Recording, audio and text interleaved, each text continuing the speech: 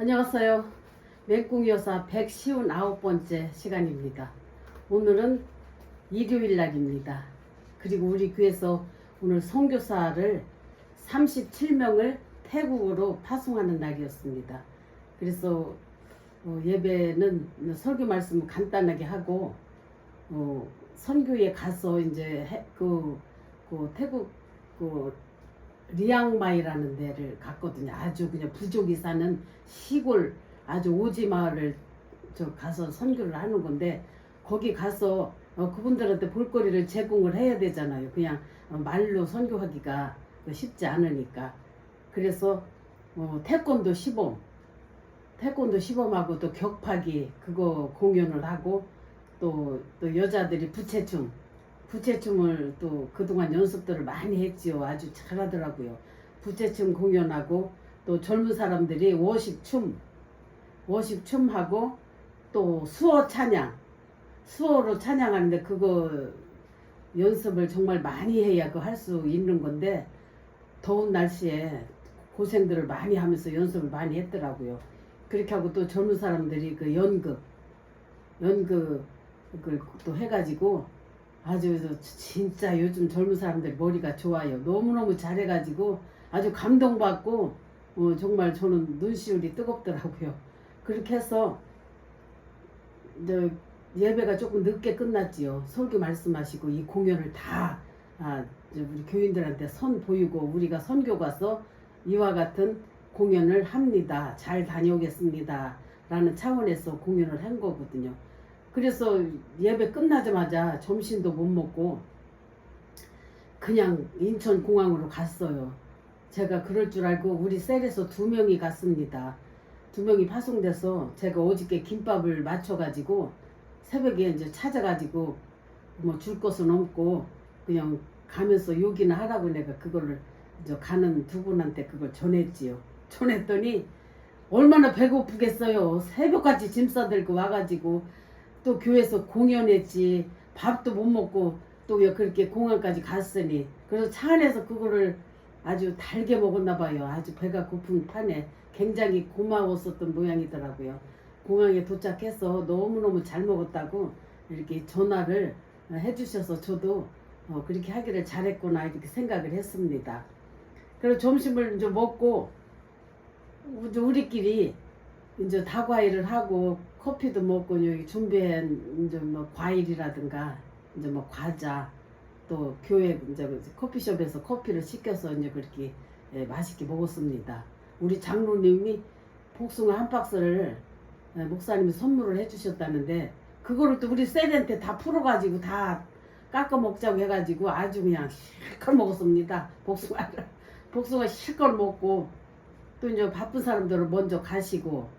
근데 우리 교회 또 우리 셀에서 장승옥 집사님이라는 분이 계십니다. 60대인데 얼마나 믿음이 좋으신지 아주 진짜 놀랍니다. 우리 교회 오신 지는 이제 2년도 안 된 것 같아요. 그런데 목사님, 웬만한 목사님 이상가는 그 성경 지식이 대단하십니다.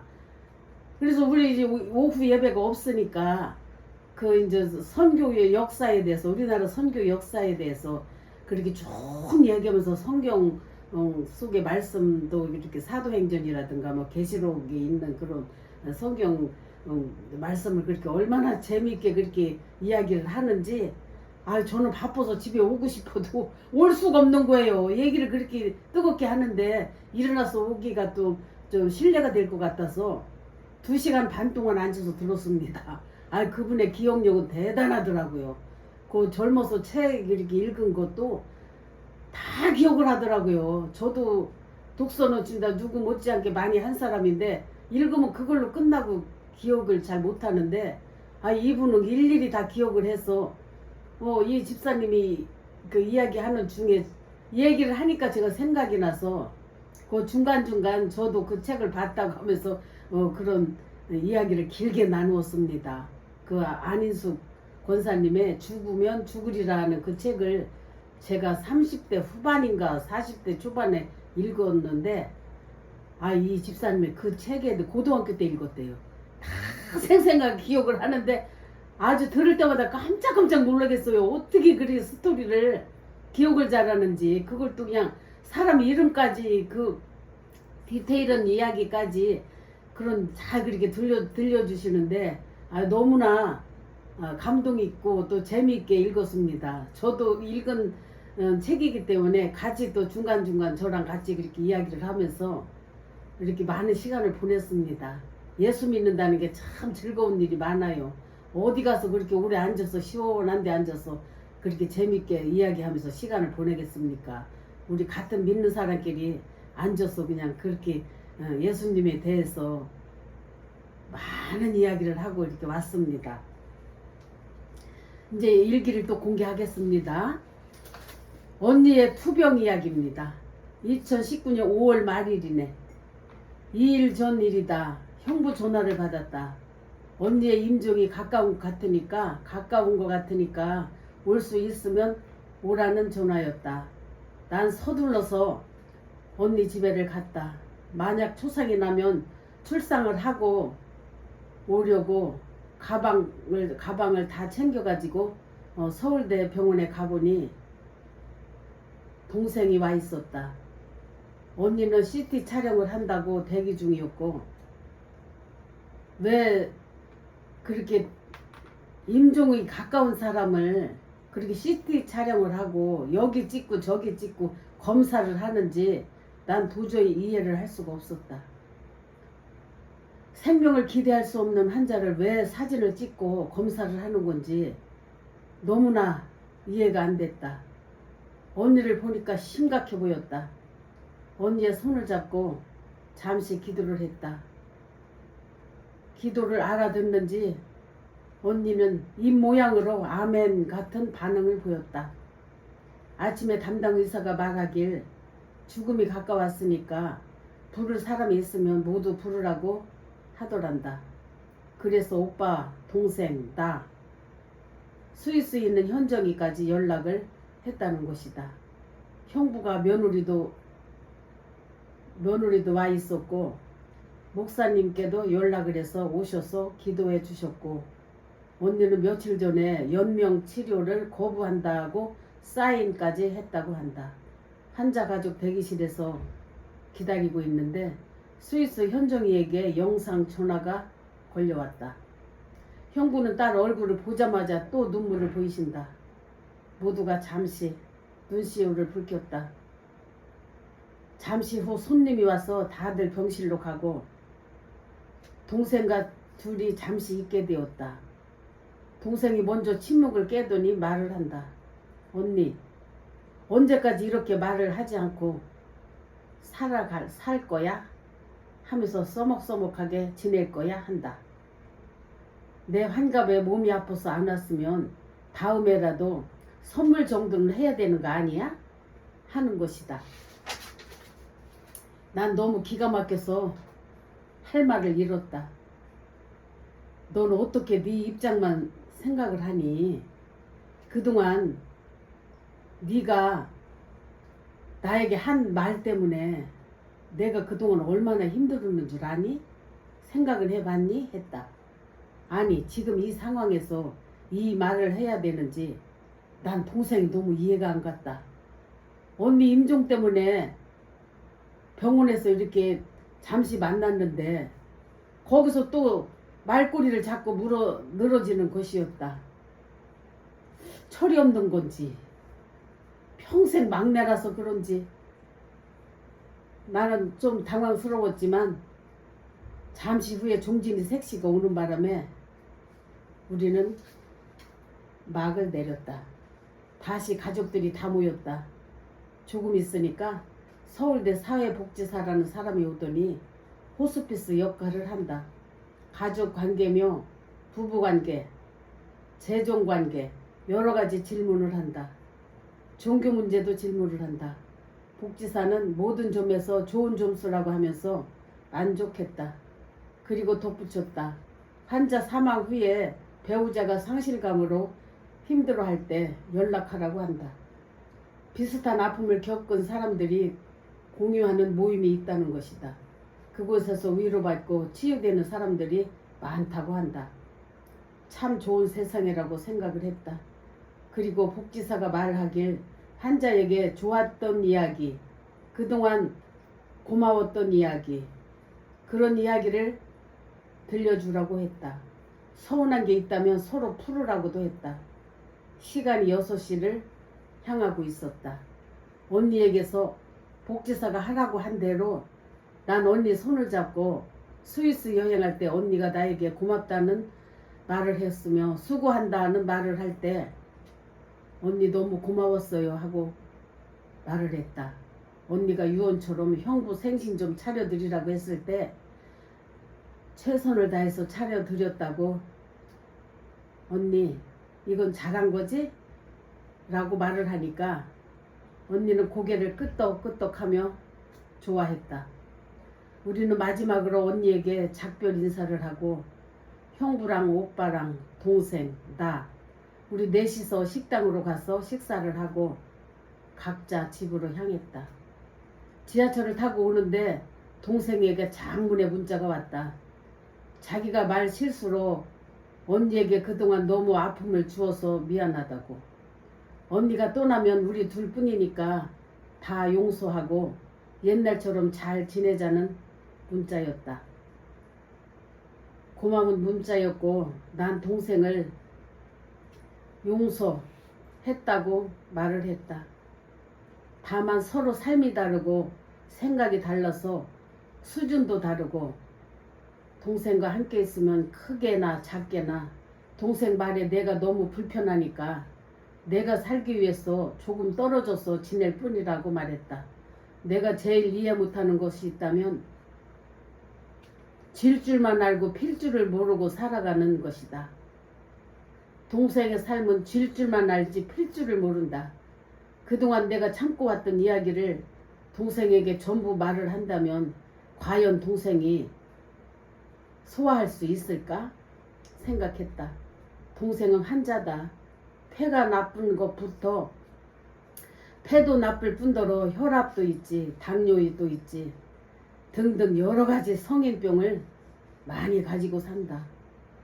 그래서 나는 환자와 따질 수가 없어서 내가 너무너무 힘들고 속상해도 참고 살아왔다. 참고 살아온 것이다.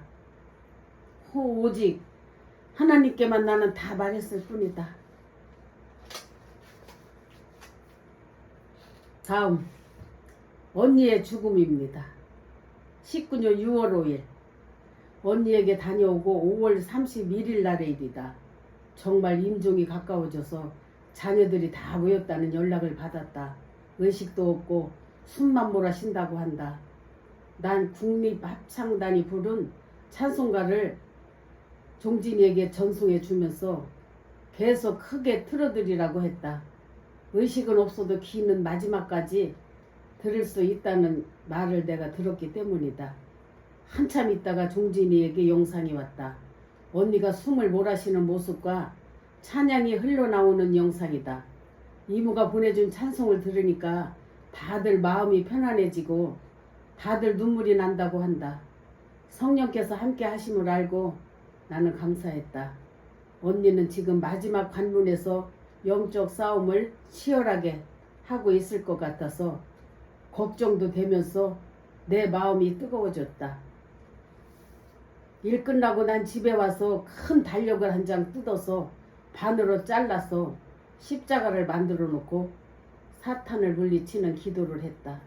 하나님께서 언니의 영혼을 받아주시고 모든 장례 절차도 잘 하고 유가족들을 위로해 주시라는 기도를 했다. 기도를 나는 녹음을 해서 종진이에게 보내주었다. 반복해서 계속 틀어주라고 했다. 그때가 9시 경이었다. 하나님께서 내 기도에 응답해 주셨다. 토요일 새벽 1시 7분 운명했다는 연락을 받았다.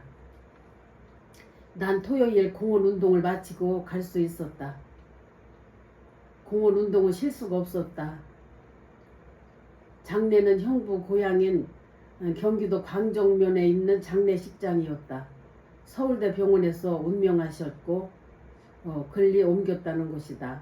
11시경에 장례식장에 도착을 했고 알리완도 날마다 불안해서 출장 갈 때마다 언제든지 한국으로 올 수 있게 여행 가방을 싸들고 다녔다고 한다. 프랑스 출장지에서 지금 오고 있다고 한다. 내일 인천공항에 1시 20분 도착을 한다고 한다. 생각보다 손님들이 많은 편은 아니었다. 종진이는 날 보는 순간 통곡을 하면서 어머니에게 아무것도 해드린 것이 없는 불효자의 삶을 살았다고 하며 후회의 눈물을 흘리면서 통곡을 한다. 앞으로 아버지께 효도 많이 하며 살으라고 위로를 해주었다. 초상이 나니까 우리 형제 구남매 자녀들, 조카들을 다 볼 수 있어서 나는 기분이 좋았다. 울 일이 있으면 울 일도 함께 주시는 주님이다. 울 일이 있으면 웃을 일도 함께 주시는 하나님이시다. 요즘은 초상이 나도 상갓집에서 자는 사람이 없다. 집계 가족 외에는 다들 집에 가서 자고 아침에 온다. 나도 우리 작은 아들이 양주에 살고 있어서 이틀 동안 아들 집에서 자고 다녔다. 낮 시간에 잠시 손님이 뜸할 때 보희 엄마랑 대화할 시간이 있었다. 보희 엄마는 하나밖에 없는 언니의 며느리다. 그동안 보희 엄마에게 오해가 있었던 일들, 며느리와 시어머니 사이, 또 냉전으로 살았던 일들, 그동안 며느리와 시어머니와의 관계가 아주 안 좋았었다. 그 궁금한 이야기들을 물어보았다. 보희 엄마가 생생히 기억을 하면서 보희 엄마가 내 질문을 생생히 기억을 하면서 그때 왜 그런 행동을 했었는지 들려주었다. 한 가지 사건들을 들어보니 또 충분히 이해가 갔다. 나에게도 그랬지만 언니는 너무나 모든 표현이 차갑고 냉정한 사람이다. 성품이 그렇게 타고났나 보다. 친동생한테도 그렇게 가슴 아픈 이야기와 모질게 자기 하고 싶은 말을 다 하고 살았는데 며느리한테도 그렇게 했나 보다. 요즘 세상이 얼마나 며느리가 어려운 세상인데 언니는 그거를 깨닫지 못한 거였을까? 시어머니가 무섭게 느껴져서 너무 부담스러웠다고 한다. 며느리도 나중에야 어머니 성품이 그러시구나 하고 이해를 하려고 했다는 것이다. 그동안 며느리와 나랑은 단 한 번도 대화를 한 적이 없었다. 며느리 말을 들어보니 어느 정도 그림이 그려지면서 이해가 되었다. 며느리도 그동안 사진첩을 보면 종진이와 현정이 어렸을 때 넷째 이모와의 추억이 담긴 사진들이 많은데, 넷째 이모는 저입니다. 사진들이 많은데 어머니가 막내 이모랑 친하게 지내는 것 같아서 이해할 수 없었다고 한다. 내가 말을 하길 막내 이모는 동생처럼 대해주면서 넷째 이모는 식모같이 해서 그런지 나에게는 언제나 권위적이고 너무 냉정했고 그렇게 언니의 마음을 열지 못한 점이 많다고 말을 했다.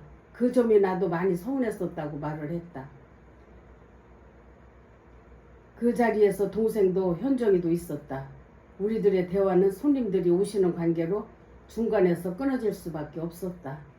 장례는 기독교식으로 하니까 언니가 다니던 영천교회에서 오셔서 끝까지 예배를 드렸다. 언니의 유언대로 매장을 원하셔서 근방에 있는 선산에 모셔줬다. 마지막 가시는 거 리무진으로 모셨는데 가다가 비포장 도로에서 길이 좁아서 다시 종진이 차에 시신을 옮겨 싣고 가는 일도 있었다. 난 매장으로 장례 치르는 건 오랜만에 볼 수 있었다. 화장만 많이들 하는 걸 봤지 매장하는 거는 정말 오랜만에 본 것이다. 옛날에는 사람들이 삽으로 땅을 파고 매장을 했었는데 지금은 포크레인으로 쉽게 파고 진행을 했다. 땅을 파고 시신을 안치하고 교인들과 함께 삥 둘러서서 마지막 예배와 찬양을 할 때 마음은 많이 슬펐지만 예수를 믿는 게 얼마나 큰 은혜인지 크게 감사했다. 하관 예배를 드릴 때 점심은 산에까지 도우미들을 불러서 햇빛 가리게 천막을 치고 이동식 상과 의자까지 있어서 편하게 먹을 수 있었다. 우리 아들 찬송아 보면 무단히 발목이 아파서 절름절름 거리면서 일도 하루 쉬고 산에까지 따라와 주었다.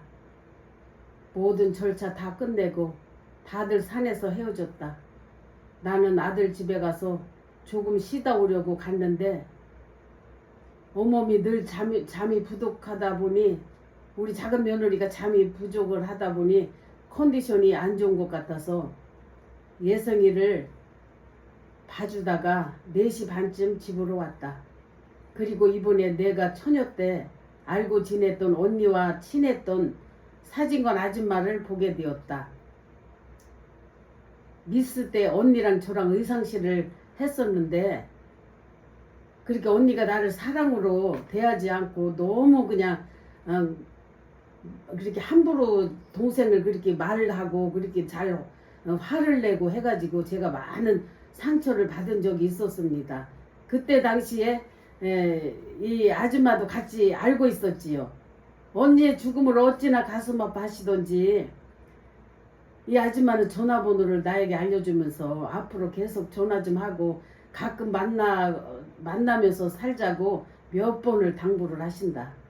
또 옛날에 의상실을 했었던 동네 광정면에도 혼자서 내가 찾아가 보았는데 모든 게 많이 변해서 알 수가 없었지만 면사무소와 의상실에 했던 건물과 그 가래비 장터와 약국은 그때 그 자리에 있었다. 반가웠다. 42년 전의 일이다. 옛날에 논과 산과 밭이었던 곳이 전부 사라지고 건물이 꽉 들어차 있었다.